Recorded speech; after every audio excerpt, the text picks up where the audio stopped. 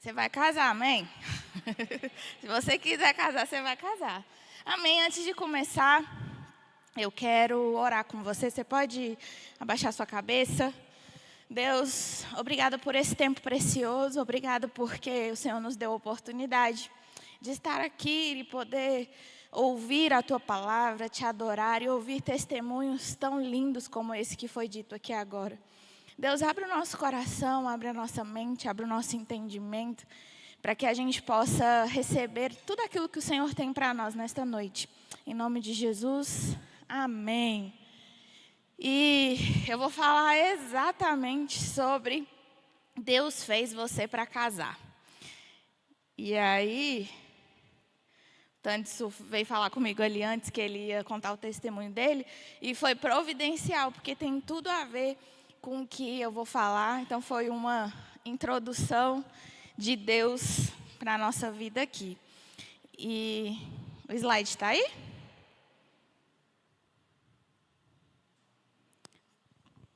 Pode colocar aí o primeiro.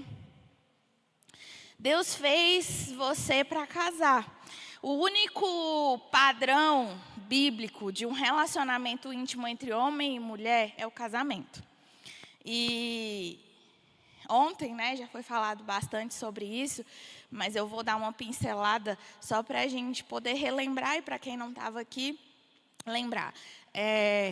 Tem uma música do Aviões do Forró, gente. Bem legal. Eu não ouvi a música, tá? Mas eu vi a letra. E tá bem pequeno porque a letra é grande, mas eu vou ler para você a letra, tá bom? Presta atenção nessa poesia. Deu mole na balada, eu vou pegar geral. Virou mania beijar e tchau, tchau. Deu mole na balada, eu vou pegar geral. A onda é beijar e tchau, tchau. Vocês conhecem, gente, essa música? Não?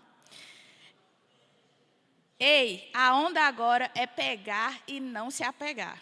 Se liga, hein? Pega e não se apega. Deu mole na balada, eu vou pegar geral. Virou mania beijar e tchau, tchau. Deu mole na balada, eu vou pegar geral. A onda é beijar, tchau, tchau. Eu não quero dizer que acabou o amor, mas é que na balada, quem pegar, pegou. Eu não quero dizer que não é bom amar, mas que na balada, o bom é pegar. Pega, pega, pega, beija, beija, beija, mas não se apega. Pega e não se apega, beija, mas não se apega. Deu mole na balada, eu vou pegar geral. E aí ele repete isso várias vezes, até o final. A gente tem que concordar, gente, que as práticas vividas pelo mundo não podem ser vividas pela gente, né? A gente tem que concordar que esse tipo de poesia, de letra e de vida não cabe de forma alguma no nosso padrão de vida. É lógico que isso aqui é um super exagero, né? Mas é o que realmente acontece por aí, nas baladas da vida. E isso está em completo desacordo com os princípios da palavra de Deus. Então, a gente tem que concordar. Como o mundo faz, como o mundo se relaciona e como o mundo namora, a gente não pode fazer. Isso está claro para a gente, né? E como a gente viu ontem, o namoro moderno, esse namoro fruto da revolução sexual, né? Que depois da revolução sexual mudou completamente a forma de se pensar sexualidade, né? O lema "faça amor, não faça guerra", que culminou lá nos anos 60, estabeleceu o pecado sexual e a imoralidade como um caminho culturalmente normal, aceito. É lógico que o pecado sexual, gente, a imoralidade sexual existe desde os primórdios, né? Desde sempre. Não é algo, foi depois da Revolução Sexual, então, que começou o pecado da imoralidade, antes não existia, era todo mundo santo. Não. sempre existiu. Pecado sexual e a imoralidade sexual é uma prática desde que o homem é homem. Só que, após a Revolução Sexual, né, 1930, após esse período, e principalmente aqui no Brasil, em 1960, depois daquele, toda aquela questão do stop, faça amor, não faça guerra, depois disso, o pecado se tornou algo institucional. Ou seja, a partir daí, é uma prática cultural normal o sexo antes do casamento. E aí, a gente pode concluir que esse namoro que a gente conhece hoje, o namoro recreativo, o namoro como a gente vê, é algo cultural. É algo que foi criado, né? Não é algo que sempre existiu, não. E aí, a gente rejeita, muitas vezes, práticas de santidade, de uma vida pura, íntegra. A gente fala, meu Deus, que absurdo é esse de ficar sem beijar? Que absurdo é esse? A gente rejeita isso porque... Gente, eu estou destruindo toda a decoração. A gente rejeita por causa da nossa cultura. A gente rejeita e a gente aceita práticas, não é por causa da nossa teologia, não é por causa da Bíblia, não é por causa da palavra de Deus, não. É por causa da nossa cultura, entendeu?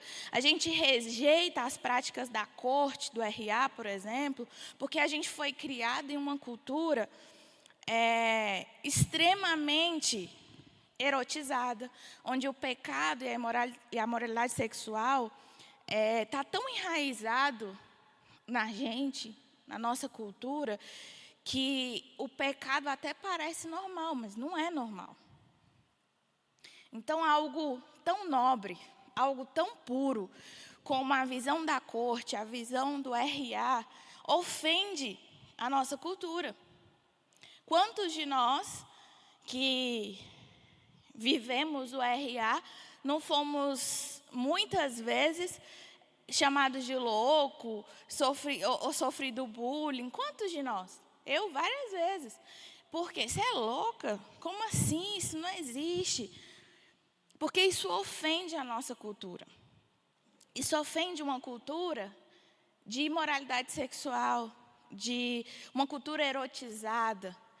E aí, essas práticas, por mais que pareçam loucura para o mundo e para a sociedade, elas não são condenáveis à luz da Bíblia. Ao contrário, elas são práticas bíblicas.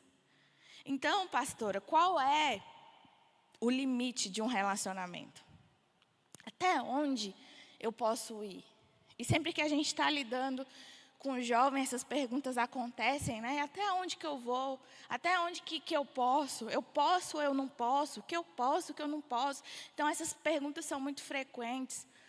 Só que existe algo muito maior do que regras, do que estabelecer limites apenas. E os limites são importantes, mas muito mais do que as regras e os limites estabelecidos, o limite de um relacionamento é a santidade, é a pureza, é a retidão. E não importa se você chama o seu relacionamento de RA ou se você chama o seu relacionamento de namoro, não importa o nome. Se a gente reproduz padrões mundanos nos nossos relacionamentos, se os nossos relacionamentos, mesmo chamando-os de RA, estão repletos de imoralidade sexual, se a gente usa, como foi dito ontem aqui, os nossos relacionamentos como carimbos, como selos que disfarçam a prostituição, que disfarçam a sexualidade distorcida, a gente está ofendendo ao Senhor, a gente está ofendendo a Deus, a gente está se afastando dEle, e isso vai nos levar para o caminho de morte e destruição. Porque a Bíblia diz que o salário do pecado é a morte. E aí o nosso grande problema, principalmente quando a gente é jovem, é que a gente valoriza a pureza muito pouco. E a gente a deseja muito tarde. A gente deseja ser puro quando não dá mais tempo. Quando o pecado, quando a imoralidade já chegou, quando a prostituição já chegou na nossa vida, quando a gente já caiu.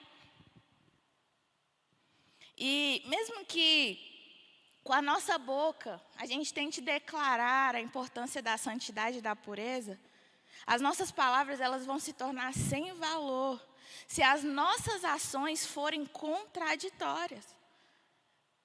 A gente deseja a santidade e a pureza? Se você perguntar para qualquer jovem, ele vai dizer sim. Mas será que a gente vive uma vida que estimula essa pureza?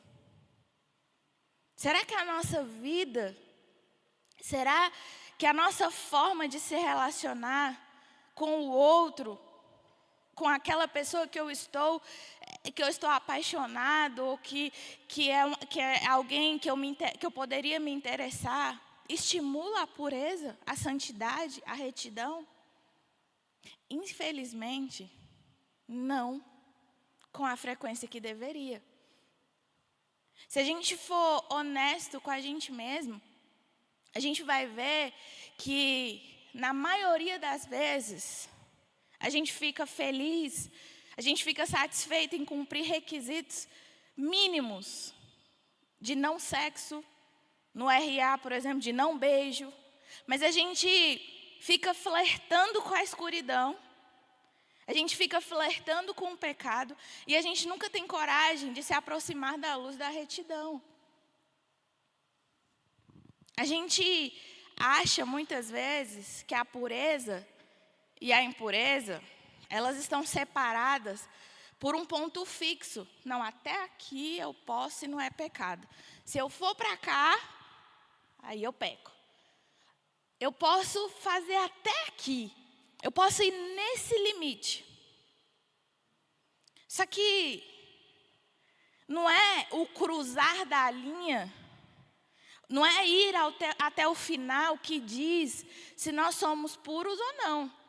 Se diz se nós temos um relacionamento de pureza, se nós temos uma vida de pureza, porque antes do relacionamento, a primeira coisa que a gente precisa ter é ser puro, independente se você vai se relacionar ou não.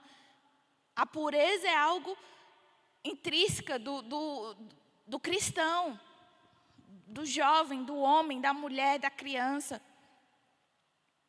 A gente precisa entender que a verdadeira pureza é uma direção de uma busca persistente, determinada a viver uma vida de retidão. E aí essa decisão começa no nosso coração e se expressa no nosso estilo de vida. E como é que é esse estilo de vida de pureza? Como é que é esse estilo de vida de retidão, de santidade? É um estilo de vida que foge das oportunidades de comprometer os seus valores. Se os seus valores forem comprometidos, se os valores bíblicos forem comprometidos na nossa vida, nós estamos andando na direção contrária à pureza e à retidão. A gente não pode viver simultaneamente entre explorar os limites da pureza, ou seja, até aqui eu posso, até aqui eu sou puro, se eu passar um pouquinho aí não, e viver o caminho da busca da santidade e da retidão, porque são caminhos completamente opostos. Então não tem como você andar no limite e viver uma vida de santidade, de retidão e de pureza. A gente vê Gênesis 2, 24. Se você tiver uma Bíblia, você pode ligá-la ou abri-la. Que diz assim: por isso, o homem deixará pai e mãe e se unirá à sua mulher. E os dois se tornarão um só. O homem e a mulher estavam nus e não sentiam vergonha. Aqui, desde a criação do casamento aqui é quando Deus cria o casamento. Deus ele estabelece um padrão de que o relacionamento entre homem e mulher com fins afetivos, ele deve se desenvolver com responsabilidade e compromisso. E isso só pode ser feito dentro do casamento. O tornar-se um, aí, que o texto fala, em todos os sentidos da palavra, porque tornar-se um é tornar-se um mesmo, onde você será um só na questão sexual, na questão financeira, na questão, todas as áreas, você se torna um. Então, no sentido de o sentido literal dessa palavra, se tornar um, deve acontecer dentro do contexto do casamento, em absoluto compromisso um com o outro. A gente vê durante toda a Bíblia, por exemplo, o apóstolo Paulo, lá em Efésios 5, quando ele fala sobre os compromissos dentro do casamento, ele diz que cabe ao homem o compromisso de morrer e se sacrificar. E cabe à mulher o compromisso de se entregar e ser submissa. Então, assim como lá no princípio, lá quando Deus criou o casamento, a visão aqui no Novo Testamento é que o relacionamento entre um homem e uma mulher só pode se dar dentro de um contexto de responsabilidade, de compromisso e de entregas mútuas. Então, eu não posso me relacionar com alguém como se ele fosse meu marido, como se ela fosse a minha esposa, sem ter compromissos e alianças firmadas ali. O namoro, ele não pode ser um fim em si mesmo. A relação entre o homem e mulher não é o namoro, não é o RA que é o fim. Visa um objetivo claro, que é o casamento.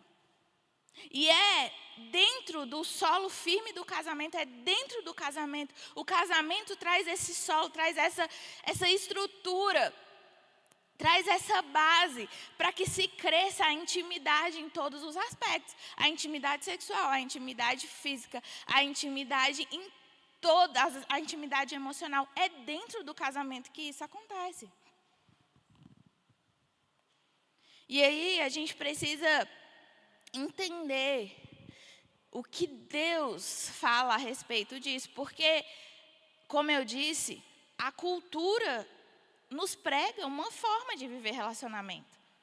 A sociedade está dizendo como a gente deve viver relacionamento. As séries que a gente assiste está dizendo como é que a gente tem que viver o relacionamento.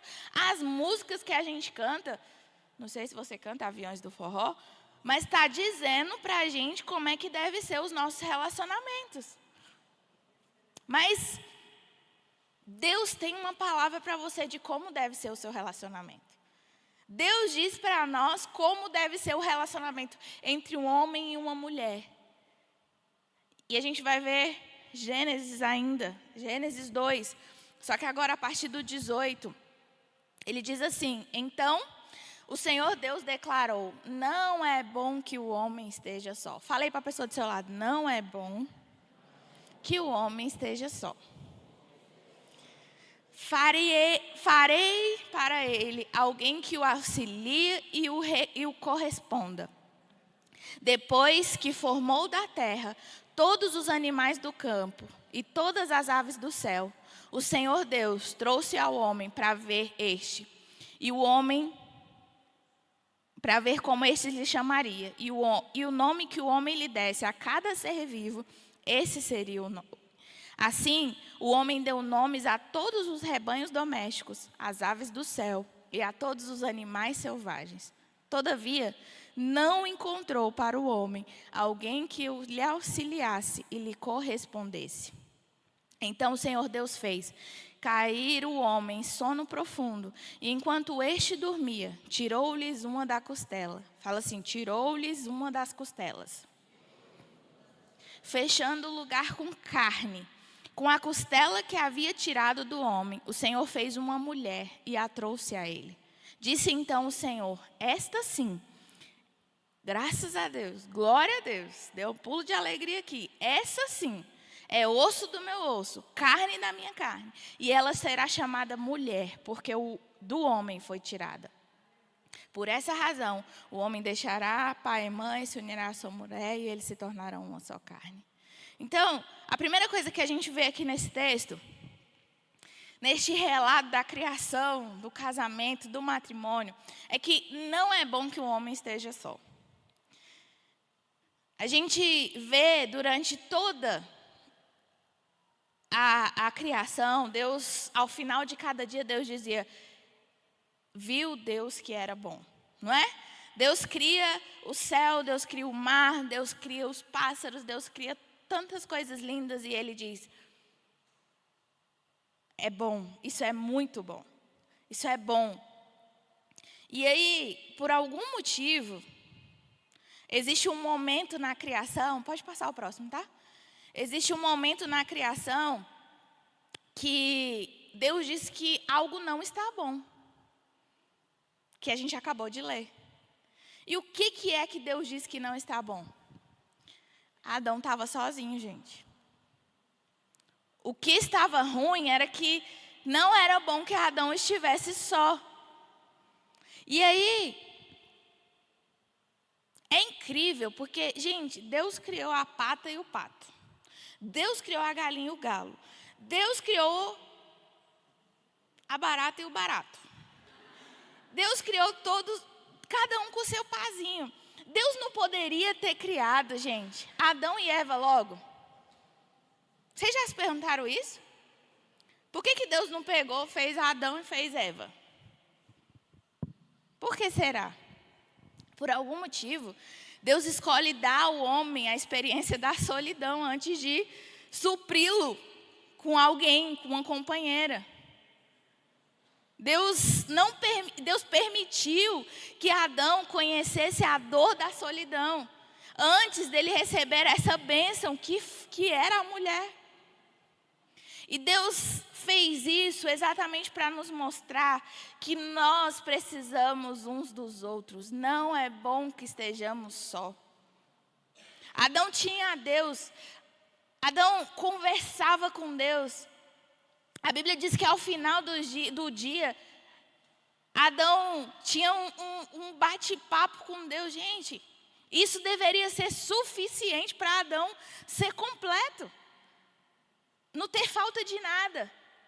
Mas a Bíblia diz que não era bom. Existia algo na criação do próprio Deus que não era bom. E o que não era bom era que o homem estivesse só. Olha que coisa. O casamento. Eu não sei o que você pensa a respeito de casamento. Porque o mundo está tão terrível. E a gente vê tanta atrocidade que a gente começa a achar que casamento não é bom, né? A gente começa a achar que casamento não pode ser algo de Deus, porque a gente vê coisas tão terríveis acontecendo. Mas eu tenho uma boa notícia para te dar. O casamento é algo de Deus. Deus criou o casamento, amém? O casamento é uma bênção que só Deus pode dar. E foi isso que Deus deu a Adão. Um casamento, um matrimônio. Não era bom que ele estivesse só. É Deus quem dá o casamento. Não se trata, gente, de uma tradição familiar ou um costume cultural diferente do namoro. O casamento é uma criação de Deus. Deus criou o casamento lá no princípio, lá na criação. É uma forma de Deus suprir a nossa necessidade do outro. Dentro do casamento nós podemos ser supridos em áreas que talvez em qualquer outro relacionamento que nós tenhamos na terra nós vamos conseguir ser supridos. E eu não estou dizendo que você que não casou, que não vai, ou que não quer casar, é deficiente por isso, tá? Não estou dizendo isso. Você tem problemas por isso, você está deficiente. Não. O fato é que Deus criou o casamento para suprir uma necessidade de algo dentro da criação que não estava bom. O homem estava só e Deus supriu. Deus trouxe a bênção do casamento, do matrimônio, para suprir algo que faltava na vida de Adão. É no casamento onde a gente encontra auxílio, semelhança. Então, Deus deu isso, Deus entregou. E aí você pode pensar, pastora, mas eu sou adolescente ainda. Eu não vou casar daqui muitos anos. Tudo bem, você vai casar na hora certa. Daqui a pouco o pastor ele vai falar sobre isso aqui. Mas tenha em mente que o casamento é precioso.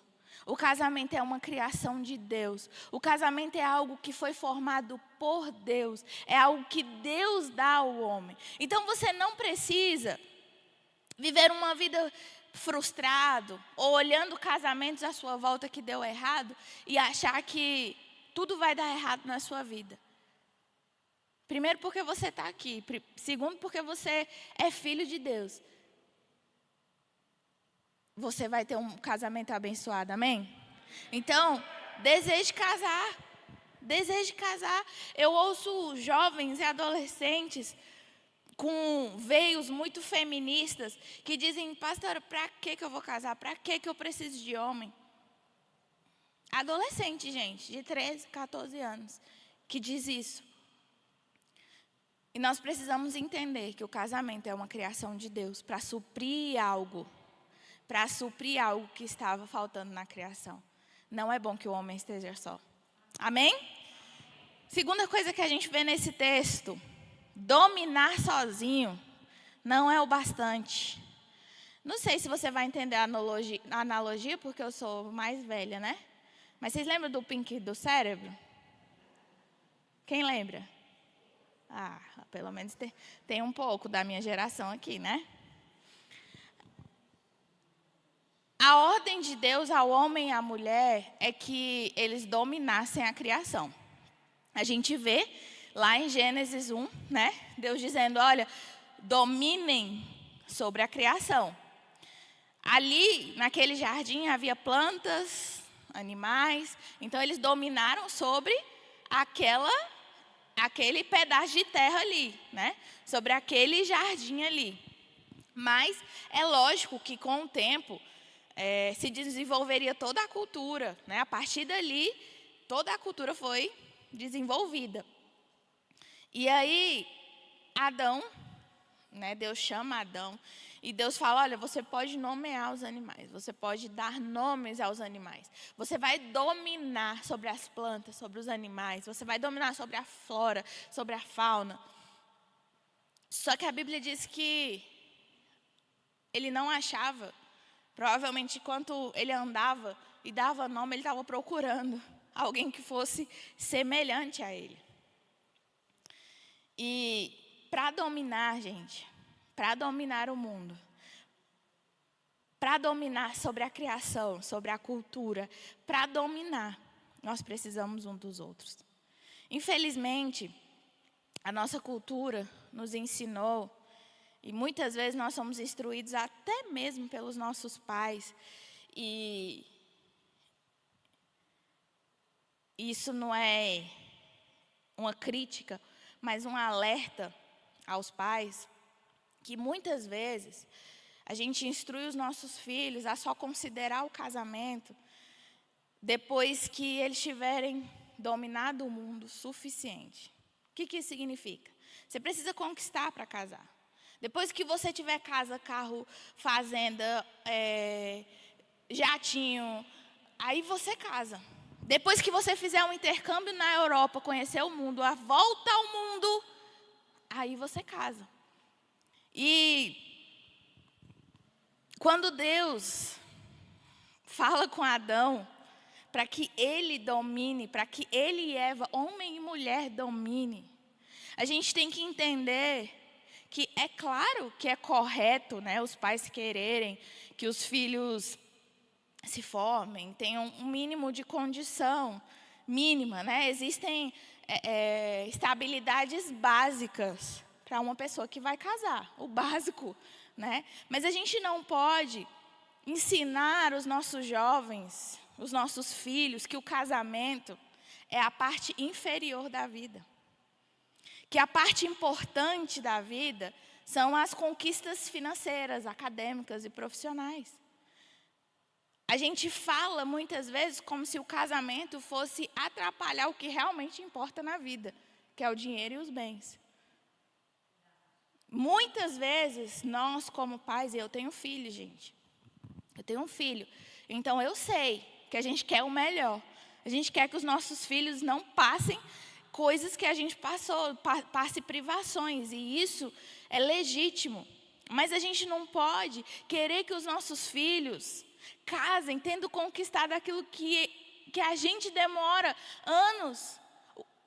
Meu pai não pode querer que eu casasse tendo construído o que ele demorou 40, 30 anos para adquirir. A gente não pode exigir isso dos nossos filhos. Adão percebe muito cedo que dominar o mundo sozinho não vale a pena. Enquanto Adão estava dominando ali sobre a criação, dando nomes, ele estava procurando porque ele sabia que faltava algo. O conceito mundano destruiu a nossa ideia de sucesso. A gente pensa que sucesso é ter coisas.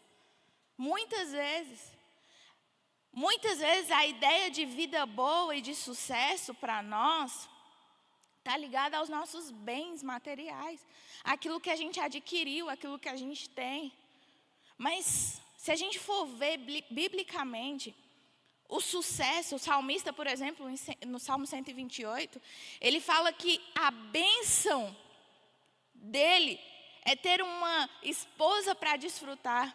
É desfrutar dos seus filhos e dos seus netos. Depois você lê Salmo 128. E quando a gente sacrifica isso, que é família.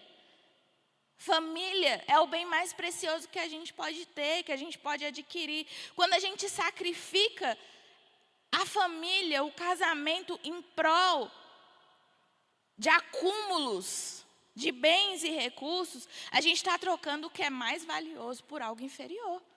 Não se engane. E, gente, eu não estou pregando que você tem que casar amanhã sem ter condição nenhuma. Não estou falando isso. Mas é um alerta para nós. Porque é lógico que a gente precisa ter condição de sustentar a família.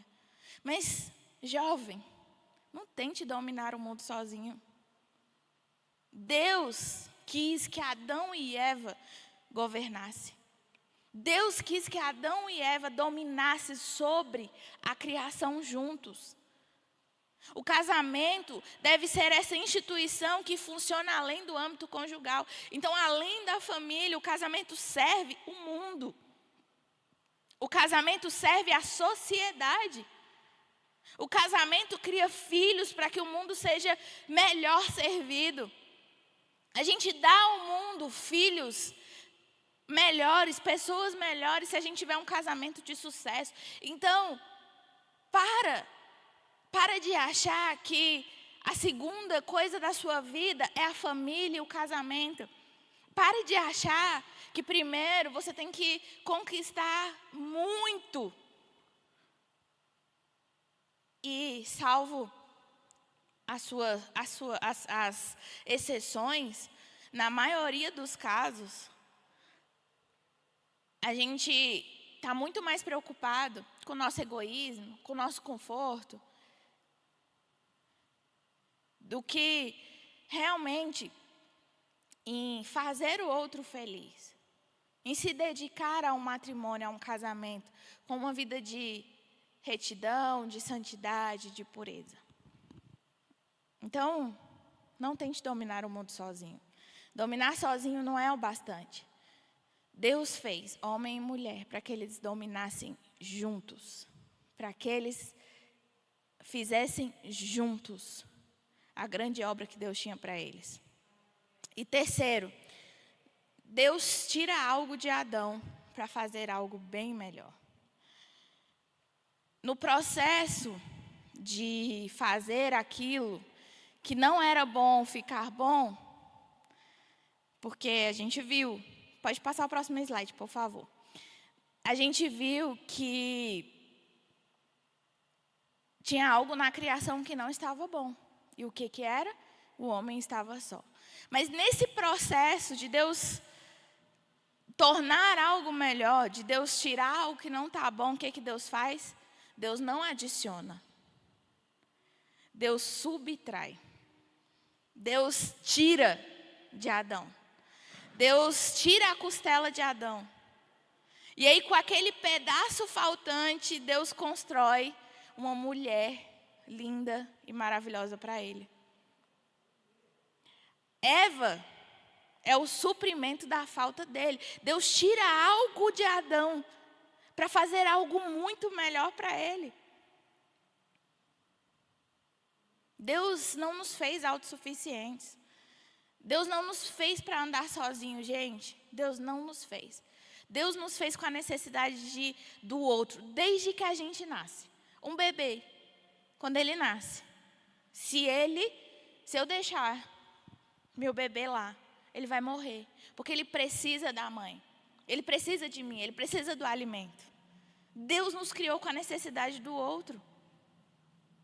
E aí, dentro do casamento, a partir do casamento, a gente constrói um tipo de relacionamento mútuo que não é encontrado em nenhum outro relacionamento na Terra. Gente, é bom se apaixonar, é ou não é? Vocês não querem falar, né? Vocês estão com medo. É bom, gente. É muito bom se apaixonar. É muito bom ficar apaixonado. É muito bom sentir aqueles negocinhos no estômago. Muito bom ficar sonhando. É muito bom. Mas existe algo melhor ainda, que é o amor, que é a aliança, que é o compromisso, que é a profundidade. E a aliança do casamento, ela aponta para o próprio Deus. A aliança no casamento, ela torna o evangelho visível. E somente dentro do casamento, onde nós temos segurança para abrir o nosso corpo e o nosso coração. E nenhum outro relacionamento, não pense você que você está no RA, você está namorando, você está em qualquer outro tipo de relacionamento, é um ambiente seguro para você abrir o seu coração e o seu corpo. O casamento é o lugar seguro para a intimidade física. Deus, Ele projetou a nossa sexualidade, Ele projetou a intimidade física para a unidade do casamento. Gente, Deus considera tanto a nossa sexualidade, isso é tão importante para Deus. A nossa sexualidade, que sabe o que Ele fez? Ele guardou cuidadosamente e colocou em condições de que esse valor fosse utilizado dentro de um ambiente seguro que é o casamento.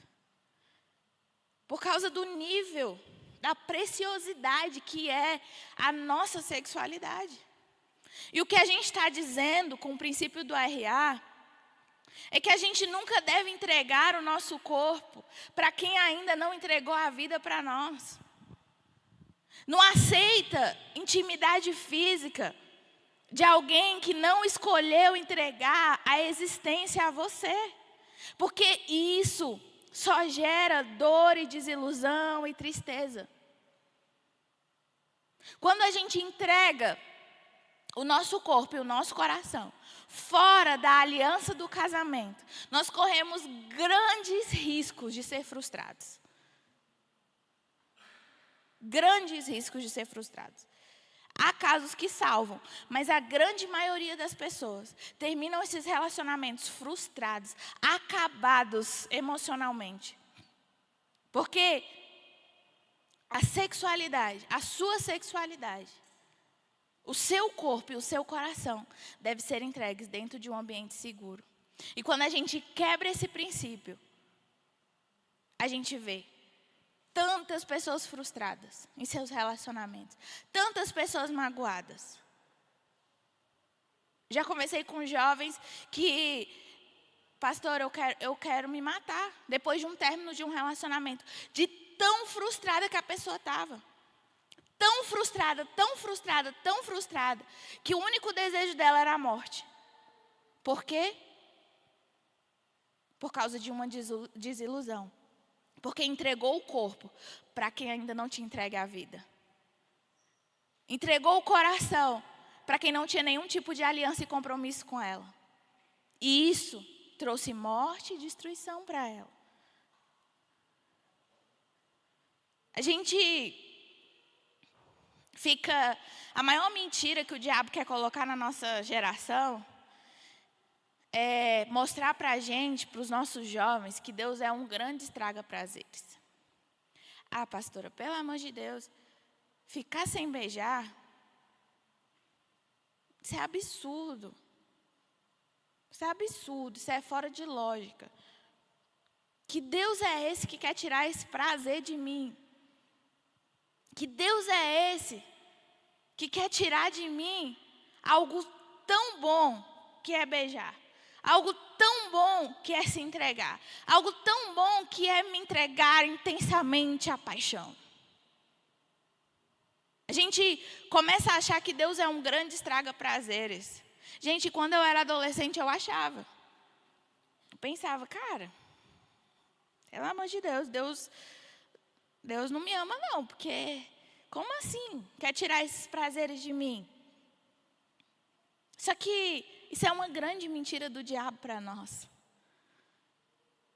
O que Deus está fazendo é nos protegendo. E assim como Ele tirou algo de Adão para dar algo muito melhor depois, Deus está privando. Deus está nem privando não é uma palavra boa. Deus está nos protegendo para que nós possamos usufruir de algo muito melhor. Para que a gente possa usufruir da aliança. Porque, gente, o casamento aponta para o próprio Deus. Uma perfeita comunhão. Onde, diante das nossas falhas, diante do nosso pecado, diante dos meus pecados, meu marido continua me amando. Ele me conhece muito, mas ele continua me amando. Diante das minhas besteiras e das minhas mazelas, Ele me perdoa e eu perdoo. Ele me ama, Ele tem compaixão, assim como eu tenho dele. E é dentro desse ambiente do casamento, onde a gente pode usufruir de uma intimidade profunda. Este é o lugar correto para se entregar o corpo e o coração. O seu relacionamento antes do casamento, o seu RA, ele tem que ser puro. Ele tem que ser santo. Ele tem que apontar para a santidade, para a retidão. A gente tem que tirar a atenção física, sabe? Porque quando a gente, antes do casamento, é um desejo ardente, né? Então a gente tem que tirar o foco, a atenção do físico e colocar a nossa atenção dentro daquilo que realmente importa, antes do relacionamento. A gente precisa construir um relacionamento firme, centrado em glorificar a Deus. Ser puro, ser santo, é poder lidar com o coração do outro, com humildade, com misericórdia, com maturidade, com amor, com compaixão, com temor a Deus. E essas atitudes, que são atitudes que o casamento vai requerer de você.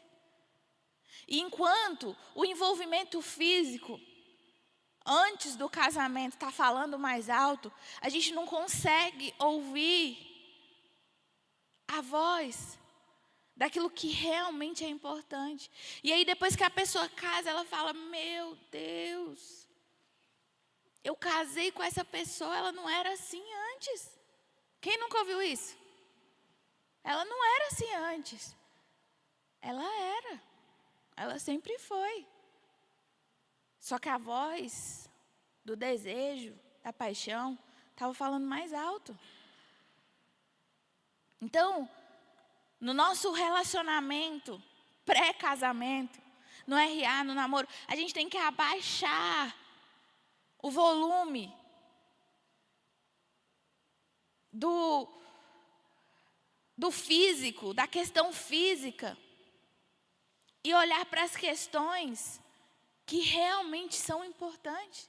Como é o relacionamento daquela pessoa com os pais, como aquela pessoa se relaciona com outras pessoas, como aquela pessoa se relaciona na igreja, como aquela pessoa é no trabalho, como que é o caráter daquela pessoa, quais são as qualidades, quais são os defeitos. Esse é o som que a gente deve ouvir, esse é o som que a gente deve aumentar. São essas atitudes que vão fazer diferença dentro do casamento, gente.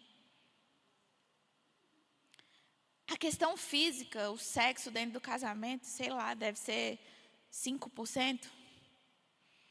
Não sei, estatística minha, é o que estou falando. Nunca li isso em lugar nenhum, mas 5 ou 10% no máximo. Mas os outros 90% é perdão, é mansidão, é domínio próprio, é compaixão, é aliança, é comprometimento. E se a gente não treina isso, se a gente não coloca isso antes, vai ser muito difícil durante o casamento. O processo vai ser mais difícil. Não é que não é possível, mas é mais difícil.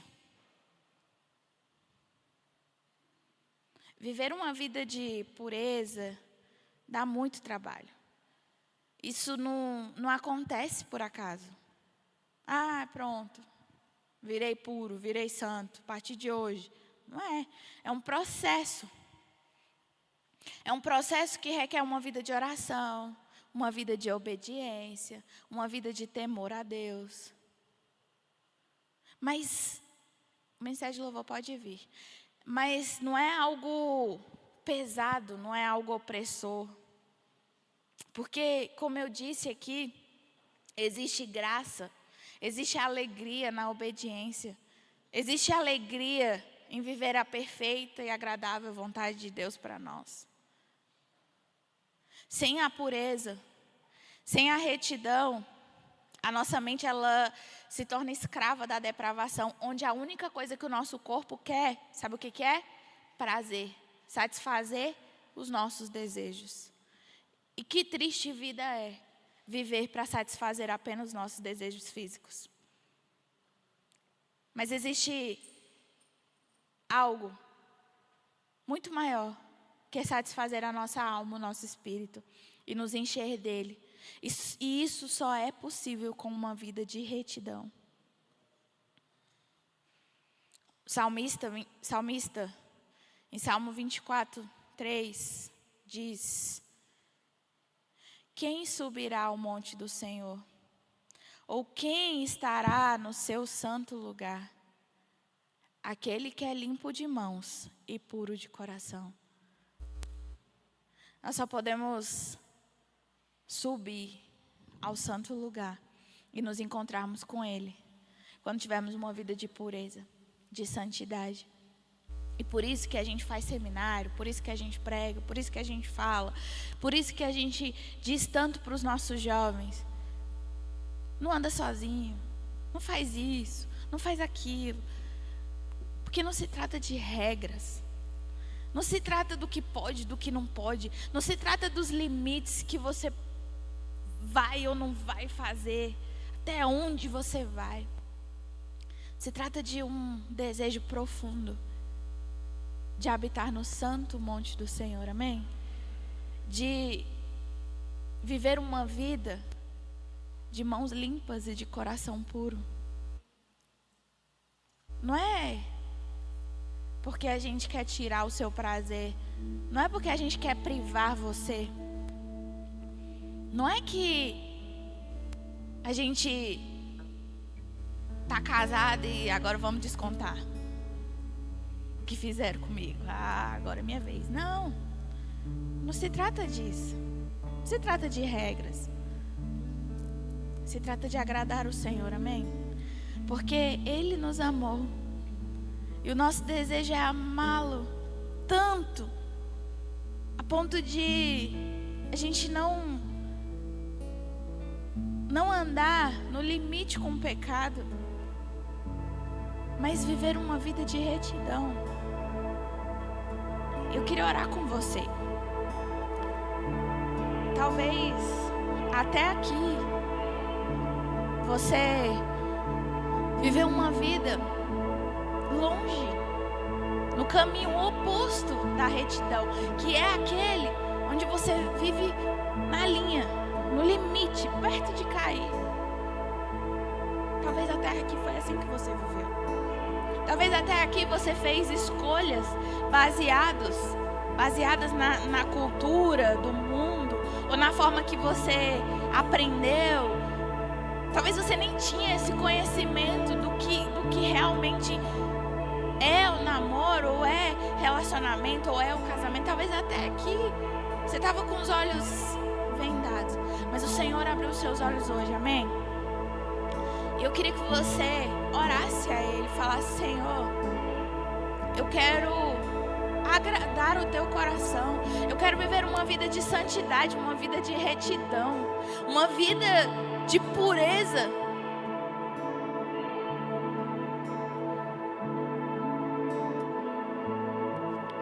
Na minha juventude, no meu relacionamento antes de casar, no meu casamento, em todas as épocas da minha vida, você precisa viver uma vida de retidão. Então diga isso para o Senhor: Senhor, eu quero viver uma vida de retidão. Isso vai exigir de nós, isso vai exigir trabalho, isso vai exigir esforço, mas não há nada mais prazeroso do que viver no Monte Santo do Senhor. Não há nada mais prazeroso do que viver a boa, perfeita e agradável vontade de Deus. Por isso, ore nesta noite, fale com Ele: Deus, perdoa o nosso pecado. Perdoa, Senhor, por andarmos no limite, por andarmos longe da retidão e da pureza. Perdoa, Senhor, por muitas vezes nós paquerarmos a escuridão, nós estamos querendo a escuridão, quando o que o Senhor tem para nós é luz. Perdoa, Deus. Perdoa porque o nosso coração mau deseja o pecado, mas o que o Senhor quer para nós é uma vida de pureza e de santidade. Pureza na nossa juventude, pureza nos nossos relacionamentos, pureza no nosso casamento. O que o Senhor quer para nós é uma vida de retidão. Por isso, perdoa, Deus, o nosso pecado. Nos leva, Jesus, ao entendimento correto da Tua palavra e daquilo que o Senhor tem para nós. Nós queremos viver o melhor. Nós queremos viver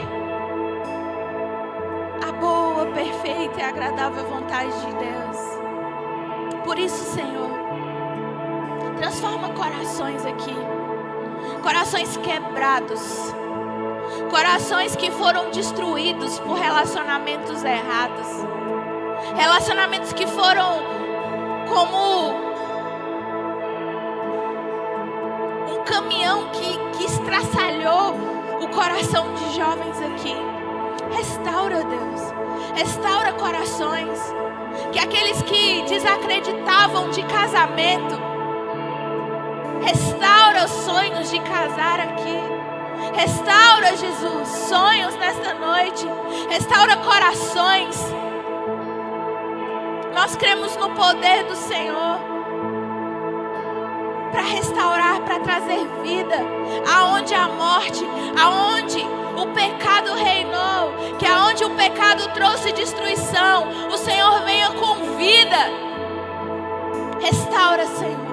Restaura corações aqui, corações desiludidos, corações tristes, corações amargurados por conta de relacionamentos errados.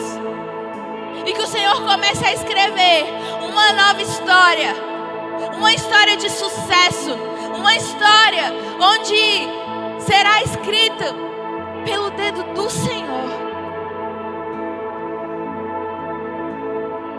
Levanta homens, mulheres, crianças, jovens, puros, santos, que terão casamentos puros, santos, que terão filhos puros, santos. Nós somos a tua igreja, Jesus. Nós somos o teu povo. E nós queremos habitar no teu santo monte, com mãos limpas e coração puro. Você pode ficar em pé, você pode adorar o Senhor. Eu estou te esperando aqui. Já fechei a porta, estou te esperando pra fazer o que tens que fazer.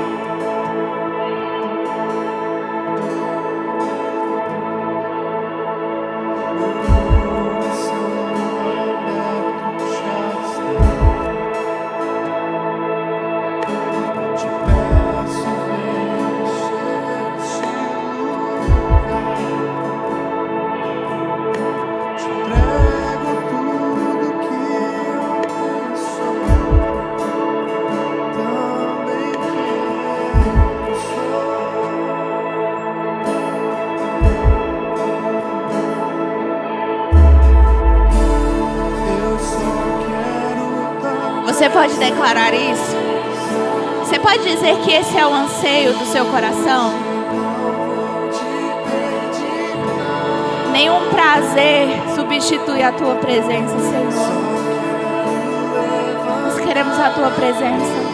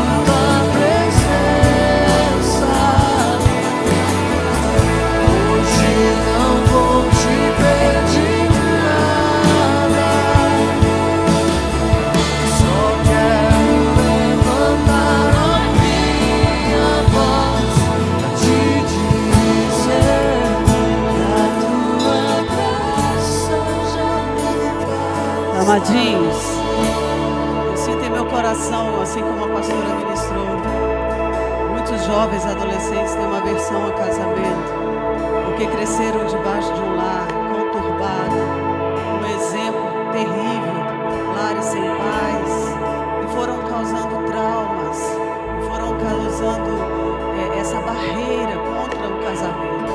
E assim como a pastora ministrou, o casamento é algo lindo. Deus tem para você uma nova vida. Amém? E eu sinto de orar por você. Se você está aqui nessa noite, Deus ministrou muito forte no meu coração de impor as mãos sobre a sua vida, de quebrar esse laço, essa maldição, porque o diabo não tem poder de roubar o seu futuro, uma vez que a sua vida está nas mãos daquele que tem uma vida abundante para você. Deus tem para você uma família de alegria, de bênção. O pecado, o erro dos seus pais não vai continuar na sua história. E se é você, se eu estou falando com você, se faz sentido para você essa noite, eu queria te chamar aqui à frente. Eu queria que você viesse numa atitude de dizer: não tenha vergonha, o problema dos nossos pais não é nosso. Entende isso? A maneira com que os nossos pais desenvolveram a sua família não é culpa minha, não é culpa sua. Mas como será a sua vida? É uma escolha que você pode fazer hoje.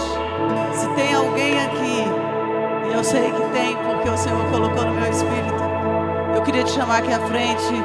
A gente vai orar por você. Nós vamos quebrar essa maldição e Satanás não vai roubar essa alegria de desfrutar a maravilha e a bênção de ter uma família. De ter uma família. Muitas brigas, desavenças, um lar horrível foi roubando de você a alegria de ter uma família de sucesso. Mas Deus tem para você uma nova história. Amém? Não permita que Satanás roube essa alegria de você. Não permita, porque uma vez que você aqui está, é porque a sua vida está nas mãos daquele que tem o futuro, o seu futuro escrito na tábua das suas mãos. Você crê nisso? Você crê nisso? Chega aqui na frente, corre para o altar. Os pastores vão orar. E essa maldição, a Bíblia diz que Satanás veio para roubar, matar e destruir, mas o Senhor veio trazer vida e vida abundante. E é isso que o Senhor tem para você. O fato do que os seus pais viveram, e coitado, às vezes nem tiveram culpa, foi o que eles foram absorvendo. E aí hoje você fica temeroso, fica até se fechando para não ter uma família, com medo de reproduzir toda dor e sofrimento. Mas está anulado todo o decreto de Satanás na sua história, de separação, de um lar conturbado. Está anulado. Irmãos, me desculpe, mas ainda tem alguém aí que está com vergonha de estar aqui. Mas o Senhor quer abençoar também a sua vida. E eu quero te encorajar a vir para o altar e mudar a sua história. Mas é uma escolha que só você pode fazer, amém? Você que está aí, estende suas mãos para cá. Deus, Tu és poderoso, Senhor. E todo aquele que entrega a sua vida ao Senhor, nasce de novo. Nasce de novo. Nós anulamos agora. Satanás, você não tem o futuro daqueles que são do Senhor. Satanás, é quebrado esse legado de separação, de lares destruídos, de lares sem paz, sem honra. Em nome de Jesus, em nome de Jesus, nós profetizamos, nós decretamos um novo tempo, uma nova história, uma nova vida, onde houve discussão, separação, maldição. O Senhor hoje, Pai, quebra esse projeto maligno. O Senhor hoje, ó Deus, libera sobre eles uma vida de sucesso, um lar feliz. O Senhor tem preparado, Senhor. Senhor, o Senhor tem preparado alguém especial para que com eles forme uma família que honre o Senhor na terra. Uma família que honre o Senhor na terra. Senhor, nós quebramos e anulamos, ó Deus, toda maldição hereditária. Vai parar, Senhor, nessa geração que tem compromisso com o Senhor.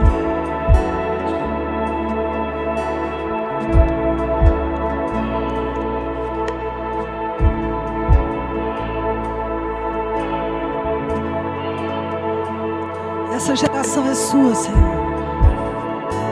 Essa geração te pertence.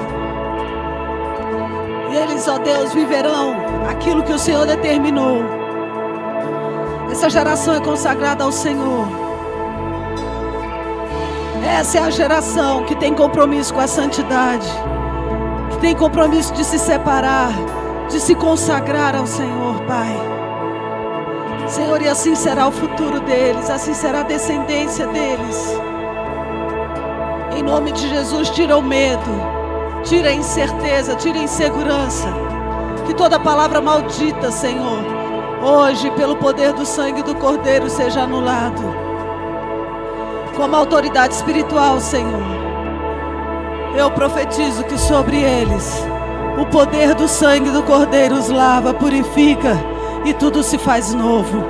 Toda palavra maldita que um dia entrou no coração para magoar, para trazer medo, para trazer, ó Deus amado, tristeza, amargura, insegurança, em nome de Jesus, pelo poder do teu sangue, é anulado nessa noite.